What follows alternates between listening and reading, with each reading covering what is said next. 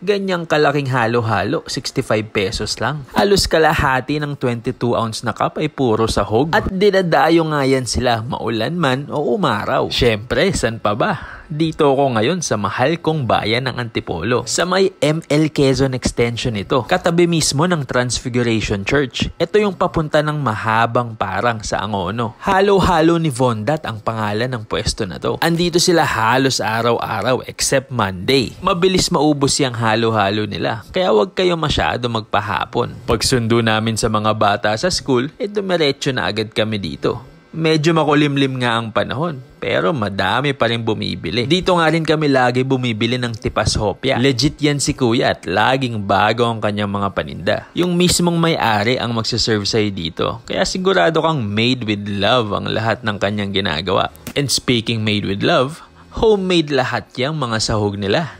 Yang dilaw na sago na yan nagustuhan ko kasi para siya yung pearl sa mga milk tea. Medyo may ligat siya, kaya naman ang sarap kainin. Tignan nyo yung sahog. Halos kalahati na ng baso, puro sahog ng halo-halo. Pag sa mga known fast food ka kumain, nako, 80 pesos, puro yelo lang lahat. Basta naman kasi summer, talagang nakakainganyo kumain ito. Teka, pero hindi na summer.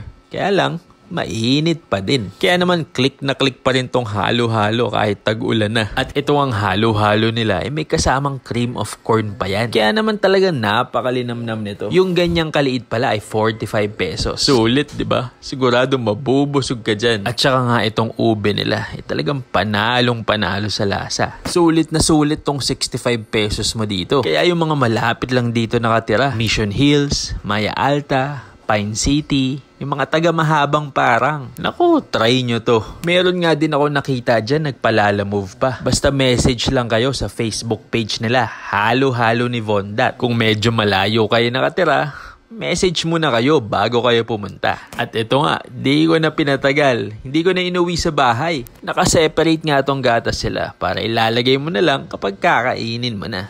O yan, ganyang kalaki ang 22 ounce na halo-halo. Talaga namang mapapangiti ka sa sulit. Hindi ko pa man nga nahalo na mabuti. Napakasarap na nito. Talagang napakadami ng sahog ng halo-halo ni Vondat. Budget meal ang presyo pero pang malakasan. Kaya kung meron pa kayong ibang alam na masarap kainan dito sa Antipolo, abay i-comment mo lang dyan sa baba at pupuntahan natin yan. Support tayo sa mga mahal nating kababayang Antipoleño. Wala nga pala silang tables and chairs dito. Kaya kung gusto nyong kumain dito, tatayo lang kayo tulad namin. Nasa Facebook ko ina-upload yung promotional video na to. Mas maiksing video pero kompleto ang detalye. Doon ko ina-upload yun para mas madaling ma-share ng mga small business owners. And this one is 100% honest review. Totoong napakasarap nito. Puro pros lang, walang cons. Wala ding downside. Naisip ko lang nung ine-edit ko to, sana makapag-suggest ng small table or kahit silya man lang para sa mga gustong kumain. Kaya lang naisip ko, syempre, it's a tent and araw-araw silang nagsisetup dito. Kaya mas magiging challenging sa kanila kung magdadala pa sila ng ekstrang gamit.